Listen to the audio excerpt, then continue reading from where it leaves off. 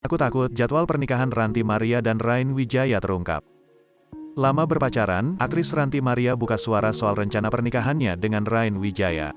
Ternyata, dia menargetkan untuk segera menikah dalam beberapa tahun lagi.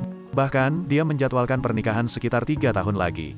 Kalau untuk nikah, takut nih. Kalau untuk nikah ya mungkin enggak akan terlalu lama, tapi enggak akan terlalu cepat juga, kata Ranti Maria. Lebih lanjut, ia memungkinkan akan segera menikah sekitar 3 tahun lagi. Ya mungkin dalam 3 tahun lah ya, doain aja lah ya, tapi enggak tahu juga. Pasti kalau udah mau nikah pasti aku kasih tahu juga, jelas Ranti Maria. Terkait pernikahan, Ranti Maria tidak ada target akan menikah di usia berapa. Namun untuk Rain Wijaya, dia menargetkan akan menikah di bawah umur 30 tahun. Saat ini aktor kelahiran 1995 itu tahun ini akan memasuki usia 28 tahun. Kalau aku sendiri nggak ada, kalau Rain di bawah 30 tahun maunya, ungkap Ranti Maria. Kedua keluarga mereka juga sudah saling mengenal satu sama lain. Tentunya penggemar berharap mereka segera bersatu di pelaminan.